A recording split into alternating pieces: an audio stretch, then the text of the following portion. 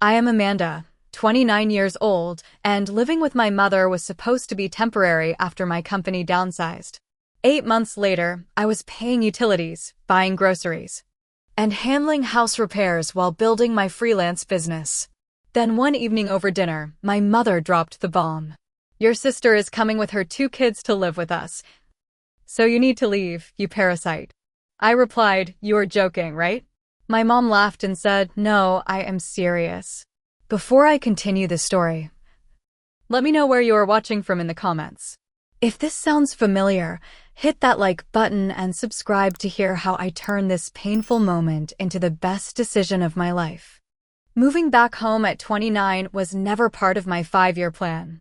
I had been thriving in Chicago as a marketing specialist for a tech startup, living in a sleek downtown apartment with a view of Lake Michigan that made my friends jealous every time they visited. My career trajectory was steep and promising until the investors pulled out and the company had to cut 60% of its staff. I was among the casualties despite my stellar performance reviews. With 3 months of severance pay and a rental lease ending conveniently the same month, moving back to my childhood home in suburban Ohio seemed like a practical decision. My mother Diane welcomed me with what appeared to be open arms, saying it would be just for a few months until I got back on my feet. "You can stay in your old room, Amanda," she had said over the phone. "It will be nice to have some company in this big house anyway." What started as a temporary solution stretched into 8 months as I pivoted my career toward freelance marketing. The beginning was rough, with inconsistent clients and income that fluctuated wildly from month to month. Despite these challenges, I contributed substantially to the household. I paid the electric and water bills, bought groceries, and even helped with the mortgage when my mother complained about tight finances after property taxes came due. Beyond financial contributions, I took on the role of household manager. The kitchen faucet that had been leaking for years? I fixed it. The overgrown backyard that had become an embarrassment to the neighborhood? I spent 3 weekends bringing it back to respectability. The broken dishwasher? I researched models, found a sale, and paid half the cost of a new one. This place has never looked better. Our neighbor Mrs. Jenkins commented one afternoon as she walked by while I was planting flowers in the front beds. "Your mother must be so grateful to have you home." If only that were true. What Mrs. Jenkins and others could not see was the complicated family dynamic that had existed long before I moved back. My mother had always favored my older sister Melissa. It was subtle when we were children, manifesting in little ways. Melissa got new clothes while I got hand-me-downs. Melissa got to choose the restaurant on family outings. Melissa got the bigger bedroom despite my allergies that would have benefited from the better ventilation in her room. As we grew older, the favoritism became more pronounced. When both of us needed help with college tuition, my mother remortgaged the house to cover Melissa's education at a private university while telling me to apply for scholarships and loans for my state school. When Melissa needed a down payment for her first house, my mother gave her $15,000 from her retirement fund. When I needed a similar amount for emergency dental surgery 2 years later, I was told that money was tight and offered a $500 loan that came with weekly reminders about repayment. Melissa had always been careless with money and relationships. By 32, she had been married and divorced twice, both times to men who seemed charming at first, but revealed themselves to be financially irresponsible or emotionally unavailable. Her current situation had resulted from her second divorce from Brian, a real estate agent whose business collapsed during the market downturn.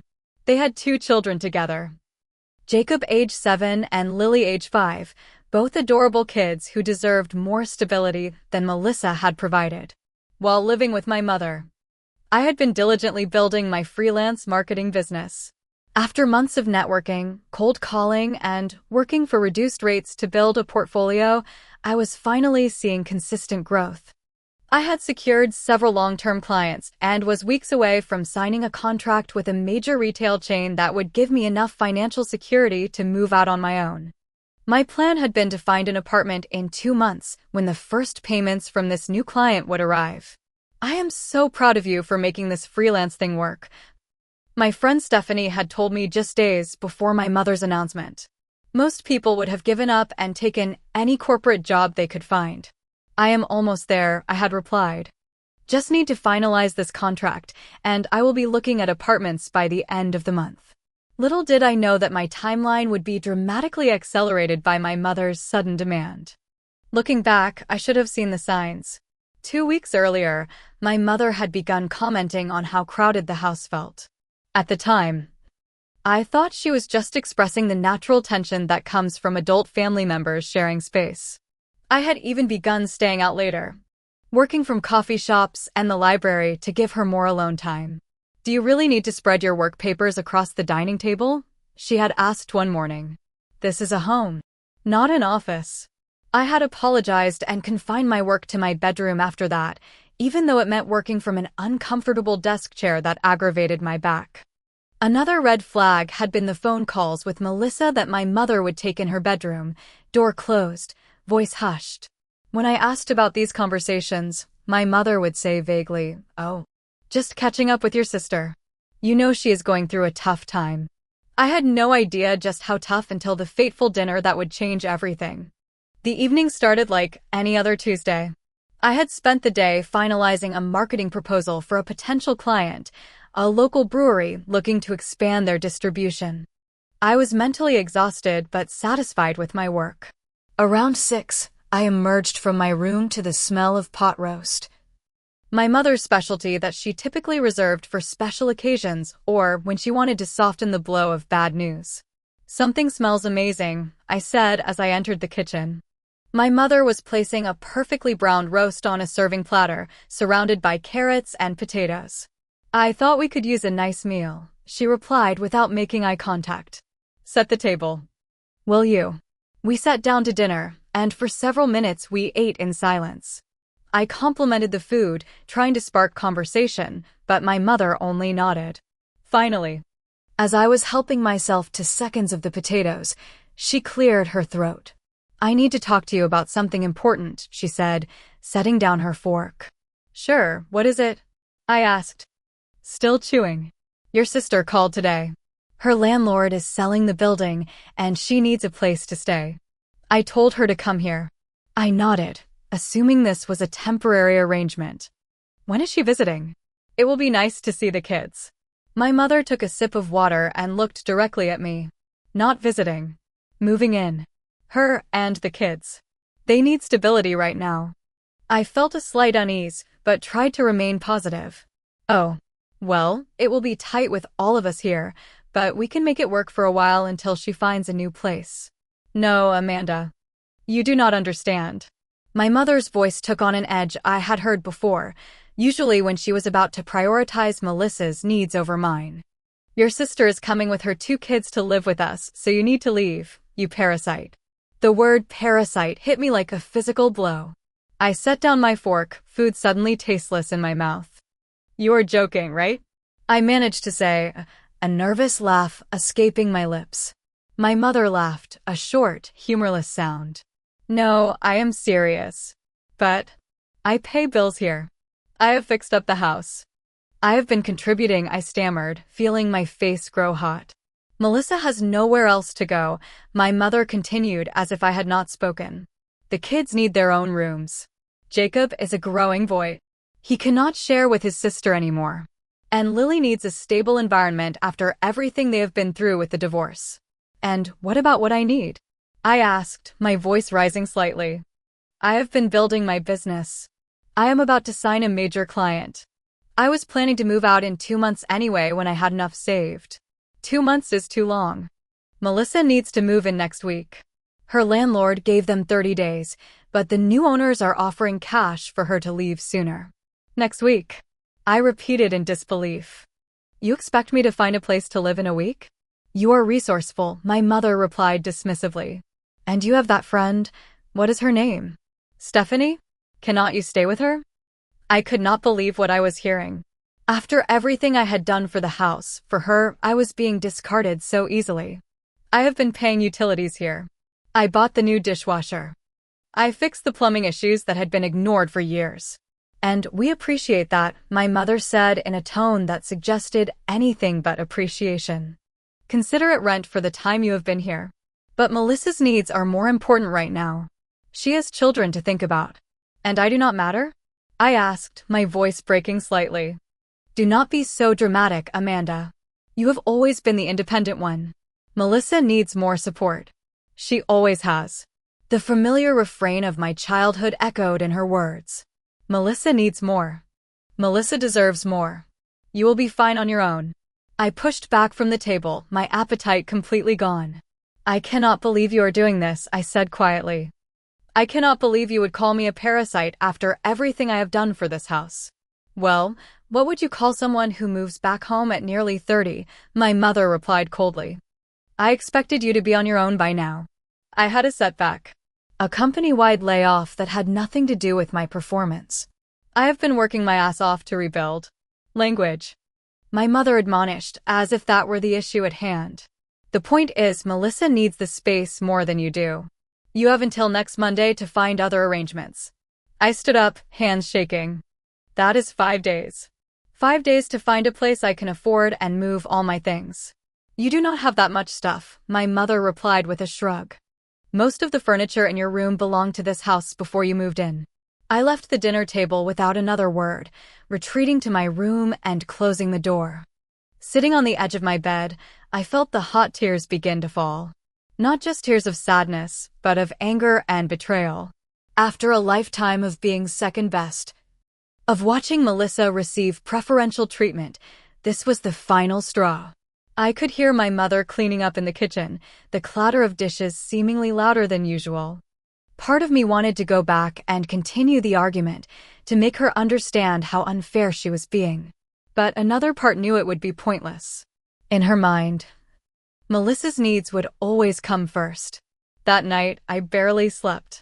I stared at the ceiling of my childhood bedroom, the glow-in-the-dark stars I had placed there at age 10 still faintly visible.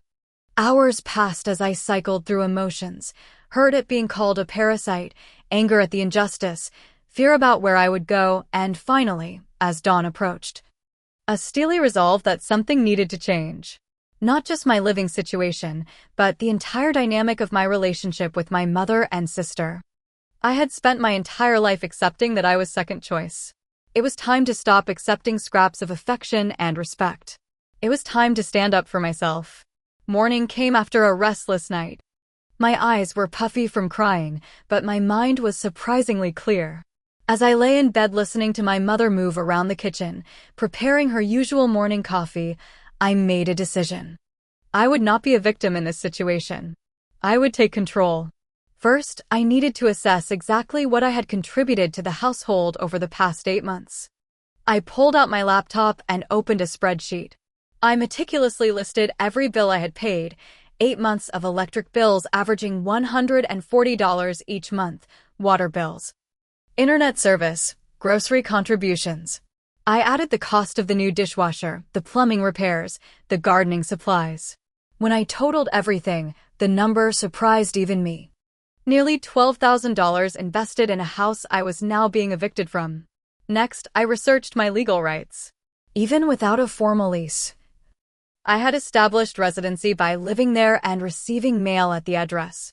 In Ohio, my mother would legally need to provide at least 30 days' notice before evicting me. The 5 days she had given me was not just morally wrong but legally insufficient. But there was something else nagging at the back of my mind. Something important about the house itself. I dug through my personal files until I found what I was looking for, the deed to the house. When my father had died 10 years ago, he had left the house jointly to my mother and me. I had forgotten this detail because my mother had immediately taken over all decisions regarding the property, acting as if it were hers alone. But legally, I owned 50% of the house. With this realization, a plan began to form. I called Stephanie, my closest friend since college who lived about 20 minutes away. She called you a what? Stephanie exclaimed after I explained the situation.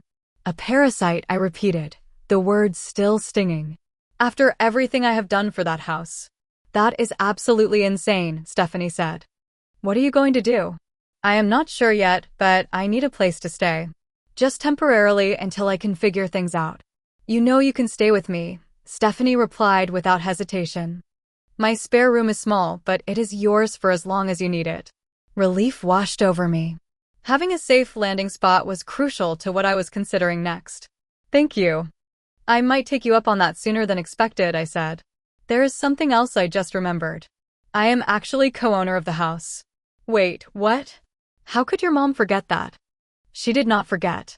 She just never acknowledged it. After Dad died, she handled everything and I was too grief-stricken to argue. But my name is on the deed. Legally. She cannot kick me out of a house I partly own. So, what are you thinking?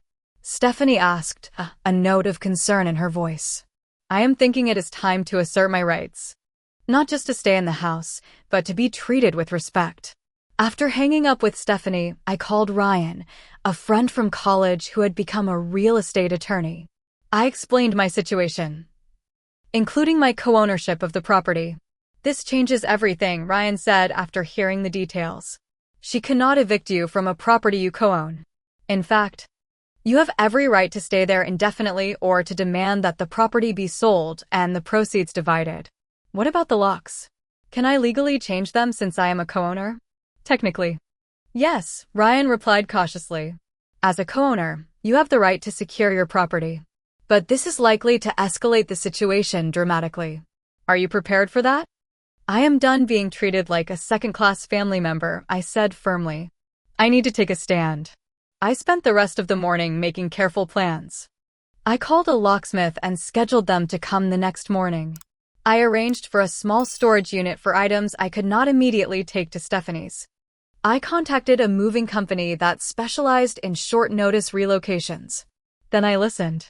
Through the thin walls of the house, I overheard my mother on the phone, presumably with Melissa. Yes, I told her last night. No, she did not take it well. Of course, she will be gone by the time you arrive. I know, sweetheart, Jacob will love having his own room. The conversation confirmed what I already knew. My mother had no intention of reconsidering her decision. But it also gave me crucial information.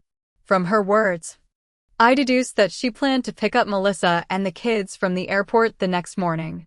The flight from Denver, where Melissa lived, to Columbus was about 3 hours, plus airport time. My mother would be gone for at least 4 to 5 hours. That would be my window of opportunity. I spent the rest of the day pretending to look for apartments online while secretly packing my most essential belongings into suitcases I hid in my closet. I gathered my important documents: birth certificate, passport, financial records. I backed up my computer and made sure all my client files were securely stored in the cloud. That evening, my mother and I engaged in a strained pantomime of normalcy. She asked if I had found a place to stay yet, and I mumbled something about exploring options. She mentioned that she would be leaving early the next morning to run errands, but did not specify she was going to the airport. I nodded and said I would be job hunting. After dinner, I retreated to my room and made final preparations. I wrote a formal letter asserting my co-ownership of the property and my intention to claim my rights. I called Stephanie to confirm I would be arriving the next day. I texted several friends who had offered to help me move. As I finally lay down to sleep, a strange calm had replaced the turmoil of the previous night. I was taking back control of my life. I was standing up for myself. Whatever happened next, I would face it on my own terms. The morning sun streamed through my bedroom window as I awoke to the sound of my mother moving around the house. I checked the time, 7:15 a.m. According to the flight information I had looked up, Melissa's plane would land at 9:30, which meant my mother would need to leave by 8 o'clock to arrive at the airport on time. I waited in my room, listening as she prepared for the day. The shower running, the hairdryer humming, the familiar creak of the hallway floorboards as she moved between rooms. At 7:45, I heard her approach my door. "Amanda? Are you awake?" she called through the door. I opened it, already dressed and looking as normal as possible despite my racing heart. "Yes, I am heading out soon to look at some apartments," I lied smoothly. "Good," my mother nodded. "I have some errands to run. I will be gone most of the morning." "No problem. I will probably be out all day," I replied, maintaining eye contact despite the deception. She hesitated, as if wanting to say something more, then simply said, "Do not forget that you need to be out by Monday." "I have not forgotten," I replied, my voice steady. After she left, I watched from my bedroom window as her car pulled out of the driveway and disappeared down the street. I waited 10 more minutes to ensure she would not return for something forgotten, then sprang into action. First, I called the locksmith who had promised to come on short notice. "I need you here as soon as possible," I said. "It is regarding the job we discussed yesterday." "I can be there in 30 minutes, the locksmith replied. Next, I texted Stephanie and my other friends who had agreed to help. Operation Independence is a go. Mom left for the airport. We'll meet at the house in 1 hour. While waiting for the locksmith, I began bringing my packed suitcases downstairs. I took photos of each room in the house, documenting the condition of everything for potential legal purposes later. I made a video walkthrough narrating the improvements I had made over the past 8 months. The locksmith arrived promptly. A middle-aged man named Frank who listened sympathetically as I explained a simplified version of my situation. "I am a co-owner of this property, and I need to secure it due to a family dispute," I explained, showing him the deed with my name clearly listed.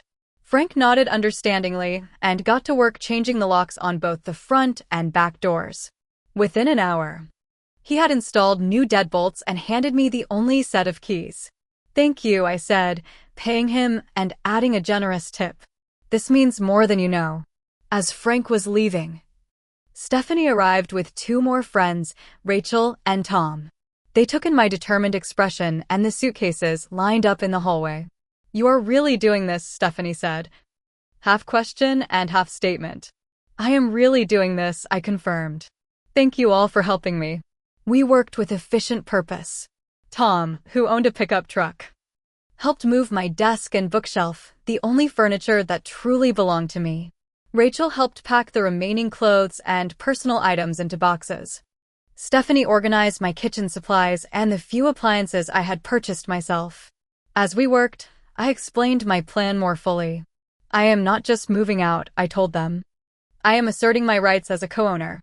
My mother cannot legally evict me from a property I partially own. By changing the locks, I am making it clear that this house is as much mine as hers." "What do you think she will do when she gets back?" Rachel asked as she taped up a box of books. "She will be furious," I admitted. "But for once, she will have to deal with the consequences of her actions." I have left a letter explaining everything. The letter lay prominently on the kitchen table. In it, I had outlined my legal ownership of the property, the substantial financial and labor contributions I had made to maintain and improve the house, and my decision to secure the property by changing the locks. I explained that I would be willing to discuss selling the house and dividing the proceeds, or alternative arrangements that respected my ownership rights. I included copies of receipts for the improvements I had made and bills I had paid. By noon, we had loaded everything important into Tom's truck and Stephanie's SUV. I took one last walk through my childhood home, emotions churning beneath my composed exterior. In the kitchen where my mother had called me a parasite. In the living room where I had watched movies with my father before his illness took him. In the backyard I had recently beautified with new plantings. Finally, I turned to the security cameras I had installed that morning. Small devices that would send alerts to my phone if there was movement in the house. Another layer of protection and documentation for whatever came next. As I locked the front door with my new key, I felt a strange mixture of sadness and liberation. The house represented both childhood memories and recent wounds. Walking away from it on my own terms felt like reclaiming a piece of myself that had been diminished by years of being treated as less important than my sister. "Ready?" Stephanie asked as I approached her car. I nodded, sliding into the passenger seat. "Ready." As we drove away, I did not look back at the house. Instead, I looked ahead, toward an uncertain but self-determined future. The first call came exactly 3 hours and 22 minutes after we left the house. I was helping Stephanie arrange the spare room to accommodate my belongings when my phone lit up with my mother's name. "Should I answer it?" I asked Stephanie, staring at the buzzing phone. "Not yet," she advised. "Let her process it first." I silenced the call, but within minutes, the text messages began. Amanda, why is the key not working? Are you there? Did you change the locks? Call me immediately. The messages escalated in urgency and anger. What do you think you are doing? This is MY House. I cannot believe you would pull such a childish stunt. Your sister and the kids are standing outside with nowhere to go. Is that what you wanted? That last message was accompanied by a photo of Melissa looking distressed on the front porch, the children sitting on suitcases beside her. It was clearly meant to make me feel guilty, and I would be lying if I said it did not work to some degree. I cared about my niece and nephew, even if their mother and grandmother had treated me poorly. After the 15th call in a row, Stephanie nodded. I think it is time. You are going to have to talk to her eventually. Taking a deep breath, I answered the phone. Hello, Mother. What have you done? She practically screamed into the phone. We are locked out of our home. I have secured my property, I replied, keeping my voice calm and even. Did you read the letter I left on the kitchen table? What letter? We cannot get inside to see any letter. Your sister and her children are sitting on the porch with nowhere to go. There is a restaurant across the street, I said. Why do not you go there? Calm down. And call me back when you are ready to discuss this rationally. Rationally? You have lost your mind, Amanda. You cannot change the locks on my house. Our house, I corrected her. I own 50% of the property, as you well know. It was Dad's final wish that I have an equal share. You cannot evict me from a property I co-own. And you certainly cannot call me a parasite after I have invested thousands of dollars in maintaining and improving it. There was a moment of stunned silence on the other end. Then, this is about that comment? I was upset. I did not mean it literally. This is about a lifetime of being treated as less important than Melissa. This is about you trying to throw me out with 5 days' notice from a house I legally co-own. This is about respect, Mother. I could hear Melissa's voice in the background, asking questions. My mother must have covered the phone because the voices became muffled for a moment before she returned. What do you expect us to do? Stay in a hotel? That seems like a reasonable short-term solution, I replied. After all, you expected me to find new housing with only 5 days' notice. This is ridiculous, my mother snapped. I am calling a locksmith right now. Feel free, but I have installed security cameras. Any attempt to break in will be recorded and can be used in potential legal proceedings regarding property damage. Another silence, longer this time. When my mother spoke again, her voice had changed. The anger was still there, but now it was tempered with uncertainty. Legal proceedings? You would take your own mother to court. I sincerely hope it does not come to that. I said truthfully. But I will not be bullied or dismissed anymore. I have detailed records of every dollar I have invested in the house, every repair I have made, every bill I have paid. I am prepared to protect my interests if necessary. Within an hour, the family group text message chain exploded. Aunts, uncles, and cousins weighed in on the situation, most having heard a highly biased version from my mother. Aunt Patricia called me directly, her voice tight with disapproval.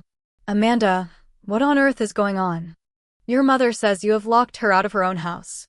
I patiently explained my side of the story, including my legal co-ownership of the property and the events that had led to this point. I was literally called a parasite and given 5 days to leave a house I partly own, Aunt Patricia. What would you have done? My Uncle Robert, always the family peacemaker, called next. I understand you are hurt, Amanda, but surely there is a better way to resolve this? I am open to resolution, I assured him. But it needs to start with acknowledgement of my rights and an apology for how I have been treated. By evening, my mother had apparently consulted with someone who confirmed my legal standing. Her next message was markedly different in tone. Amanda, we need to talk about this situation. Please call me back. When I did, her voice was controlled, almost businesslike. I have spoken with David, she said, referring to her brother-in-law who is a general practice attorney. He confirms that you do indeed have co-ownership rights to the property. Yes, I do. I agreed. So, what exactly do you want? Money? The question stung with its implication that my actions were merely a cash grab rather than a stand for respect. What I want is to be treated fairly. What I want is acknowledgement that I have rights and feelings that matter just as much as Melissa's. Fine, my mother said, though her tone suggested it was anything but fine. I acknowledge that you have legal rights to the property. Now can we please come to some arrangement? Your sister and her children need somewhere to stay. As did I pointed out. Yet you were perfectly willing to throw me out with 5 days' notice. That was, perhaps hasty, my mother conceded, the closest thing to an apology I was likely to get at this stage. But now we need a practical solution. I suggest we meet tomorrow to discuss options, I said. A neutral location, not the house. And I think it would be best if Melissa were there too. My mother agreed, and we set a time to meet at a coffee shop the following afternoon. After hanging up, I sat on Stephanie's couch feeling emotionally drained, but also strangely empowered. For perhaps the first time in my adult life, I had forced my mother to acknowledge me as an equal. How did it go? Stephanie asked, bringing me a cup of tea. Better than expected, I admitted. She is still angry, but she is willing to talk. That is progress. And how are you feeling? Stephanie studied my face with concern. Exhausted. Guilty about the kids. But also stronger somehow. I sipped the tea, letting its warmth soothe me. I have spent my whole life accepting whatever scraps of attention and respect my mother offered. Today I stopped accepting that. That night, as I prepared for bed in Stephanie's spare room, I received a text from my sister Melissa, the first direct communication from her since this began. I do not know what game you are playing, Amanda. But my children are suffering because of it. I hope you are proud of yourself. I did not respond immediately, taking time to craft a reply that was firm but not antagonistic. This is not a game. Melissa. This is about being treated with basic respect and having my legal rights acknowledged. I am sorry the children are caught in the middle, but that was not my choice. I look forward to discussing solutions tomorrow. I set down my phone and stared at the unfamiliar ceiling above me. Tomorrow would be challenging, but for the first time in a very long time, I would be facing my family as an equal, not as an afterthought. The coffee shop we had agreed to meet at was bustling with the Saturday morning crowd when I arrived, 15 minutes early to secure a table in the back corner. I ordered a latte and waited, rehearsing what I wanted to say and preparing myself for the emotional confrontation ahead. My mother and Melissa arrived together, both looking tired and tense. Melissa's normally perfectly styled hair was pulled back in a hasty ponytail, and my mother's usual immaculate appearance showed signs of a difficult night. They spotted me and made their way over, neither smiling nor making eye contact with other patrons. "Where are the kids?" I asked as they sat down. With a sitter, Melissa replied curtly. I did not think they needed to be part of this situation. I nodded, relieved that at least Jacob and Lily would be spared the tension of this meeting. "Thank you for coming. I think we need to have an honest conversation about what happened and where we go from here." "What happened," my mother began, her voice low but intense, "is that you overreacted dramatically to a temporary family arrangement." I took a sip of my latte, determined to remain calm. "What happened is that I was called a parasite and given 5 days to leave a house I legally co-own to make room for Melissa and her children. After I have spent 8 months contributing financially and practically to maintaining that house. You were always planning to move out eventually," my mother countered. "I just needed you to accelerate your timeline. By calling me a parasite? By giving me less than a week to find somewhere to live?" I shook my head. That was not acceleration. That was eviction. Melissa shifted uncomfortably in her seat. "I did not know she called you that," she admitted, glancing at our mother. "And I did not know you owned part of the house." "There are a lot of things you do not know, Melissa, because Mom has always managed the narrative between us." I pulled out a folder containing copies of the deed, receipts for house improvements, and bills I had paid. I have contributed over $12,000 to the house in the past 8 months. Not to mention countless hours of labor fixing things that had been neglected for years. My mother glanced at the documents, but did not touch them. "So, what do you want now? To punish us? To make your sister and her children homeless?" "I want what I have always wanted. To be treated with respect and fairness." I leaned forward, maintaining eye contact with both of them. "I have never tried to compete with Melissa or begrudged her the support you give her. But I refuse to be discarded and insulted in the process. The conversation grew more heated as we delved into years of family dynamics. Melissa revealed that she had been told I was happy to move out to make room for her family. My mother admitted that she had always found it easier to help Melissa because she asks for help. While you always seem so self-sufficient. Being competent should not mean I get less support, I countered. It should not mean my contributions are taken for granted. After nearly an hour of back and forth, with little progress made, I decided to cut to the practical matter at hand. Here is what I propose, I said, pulling out another document I had prepared. We have 3 options.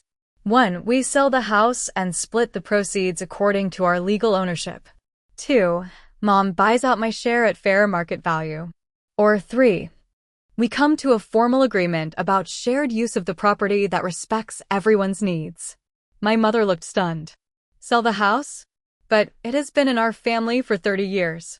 Yes. The house that you were willing to kick me out of with 5 days' notice, I reminded her. Actions have consequences. Melissa, who had been quiet for several minutes, suddenly spoke up. Can I be honest about something? I do not actually want to live with Mom long-term either. This was unexpected. Both my mother and I turned to look at her in surprise. What do you mean? My mother asked. I mean, Melissa continued, avoiding our mother's gaze, that I agreed to move in because I was desperate after the landlord situation. But I know from experience that living with you can be challenging.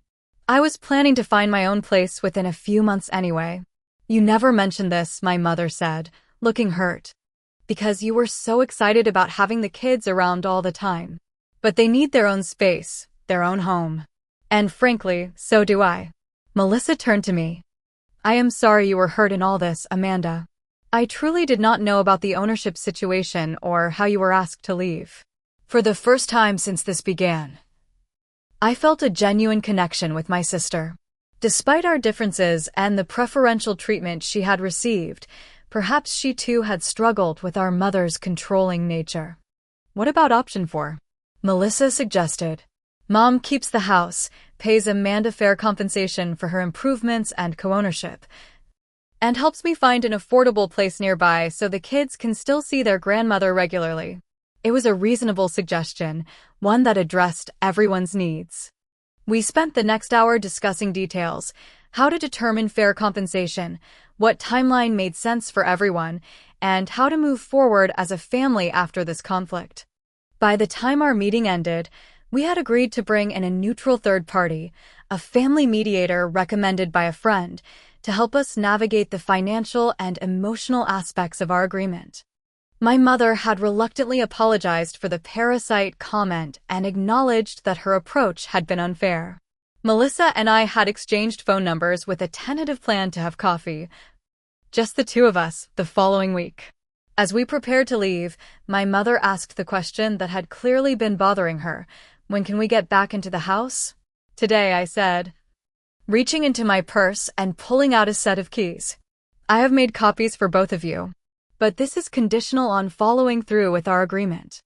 My mother took the keys with a nod that was not quite grateful but at least accepting.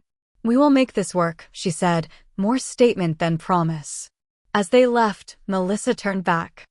Thank you for being willing to talk this through. And for not holding my kids against me in all this. They are innocent in all this, I replied.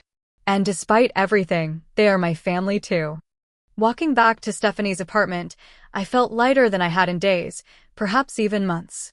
The situation was far from perfectly resolved, but a path forward had been established. For the first time in my life, I had stood up for myself against the family dynamic that had always diminished me, and I had been heard.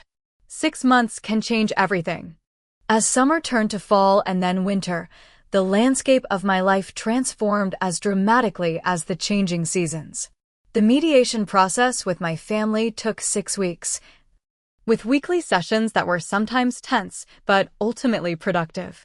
We agreed that my mother would buy out my share of the house, with the value determined by a professional appraiser plus additional compensation for the improvements I had made. The final figure was substantial enough to provide me with a solid financial foundation. With part of that money, I put a down payment on a small but charming 2-bedroom condo just 15 minutes from my childhood home. Close enough to maintain family connections, but far enough to establish my independence.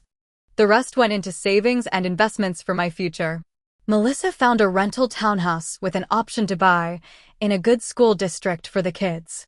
My mother helped with her security deposit, and I surprised myself by offering to help Melissa set up her home office, as she had decided to pursue online education to improve her job prospects. I never thought I would be taking advice from my little sister, Melissa admitted as we assembled a desk in her new space. But watching you build your freelance business has been kind of inspiring. That comment meant more to me than she could know. For years, our relationship had been defined by competition and comparison, always subtly engineered by our mother. Finding a new dynamic as adult sisters was challenging but rewarding. My freelance marketing business flourished once I had my own dedicated workspace and the mental clarity that came with resolving the family crisis. The retail client I had been courting signed a long-term contract, and referrals from satisfied customers kept my calendar full. I even hired a part-time assistant to help manage the growing workload. The most complex evolution was my relationship with my mother. The initial weeks after our confrontation were strained, with conversations limited to practical matters regarding the house and financial arrangements. But gradually, almost imperceptibly, something shifted. One afternoon in November, my mother called with an unexpected request. "The dishwasher is making that strange noise again. I know you fixed it last time. Would you mind coming over to look at it?" I could have reminded her that the house was entirely hers now, that appliance repairs were her responsibility. Instead, I recognized the request for what it was, an olive branch. A way to reconnect through a practical task that acknowledged my competence rather than taking it for granted. "I can stop by tomorrow evening," I offered. "Have you checked the filter? Sometimes it gets clogged." That evening visit turned into dinner and a tentative conversation about things beyond household repairs. For the first time, my mother asked about my business with genuine interest, not just perfunctory politeness. "You have really made this freelance thing work," she said as we cleared the dinner dishes. "Your father would have been proud." The mention of my father, gone for over a decade now, brought a lump to my throat. "I think he would have been proud of how we resolved our differences too," I replied. "Eventually, anyway." My mother nodded, a hint of regret in her expression. "I have not always been fair to you, Amanda. I think I expected more from you because you always seemed capable of handling more." It was not a full apology for years of favoritism, but it was an acknowledgement. A starting point for a more honest relationship. Christmas brought our first full family gathering since the conflict. Melissa and the kids came to my condo for breakfast. Then we all went to my mother's house for dinner. There were awkward moments, old patterns that threatened to resurface, but also new awareness that helped us navigate around potential pitfalls. When Jacob proudly showed everyone the science project I had helped him with, my mother made a point of praising both his work and my guidance. When Lily had a meltdown over a missing toy, Melissa handled it calmly without my mother rushing in to take over.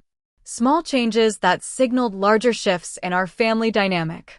As winter settled in, I found myself spending one evening a week in a support group for adult children navigating complicated family relationships. Sharing my story and hearing others' experiences helped me understand that my feelings were valid and that setting boundaries was not selfish but necessary. Family dynamics do not change overnight. Our group facilitator often reminded us. The patterns were established over decades. Give yourself grace as you establish new ones. That advice became my mantra as I encountered inevitable setbacks in the healing process. There were still moments when my mother reflexively prioritized Melissa's needs, when old wounds felt freshly painful. But now I had tools to address these situations directly rather than silently accepting them. By the 6-month mark since that fateful dinner where my mother had called me a parasite, our family had reached a new equilibrium. Not perfect, not always easy, but fundamentally different from what had come before. I no longer felt like an afterthought in my own family. My voice carried weight. My boundaries were largely respected. One February evening, as I was working late on a client project, my phone buzzed with a text from Melissa. Remember when we were kids and Mom always said you were the independent one who would be fine no matter what? Turns out she was right, but not in the way she meant. Your strength is inspiring. I sat back in my office chair, looking around at the home I had created for myself. Thinking about the business I had built, the boundaries I had established, and the self-respect I had claimed. My mother had indeed been right about my independence. But it had never been about needing less support or deserving less consideration. It had been about having the courage to stand up for myself when it mattered most. The journey from that painful dinner to this moment of quiet self-assurance had been difficult. There had been tears, confrontations, legal documents, and painful conversations. There had been nights of doubt and days of anger. But through it all, I had discovered something essential. Being treated with respect was not something I needed to earn or deserve. It was something I had every right to demand. Family relationships are complex tapestries woven from love, history, habit, and sometimes hurt. Reweaving those patterns takes time and patience. But standing up for yourself does not mean cutting those threads entirely. Sometimes it means changing the pattern to create something stronger, more balanced, and ultimately more beautiful.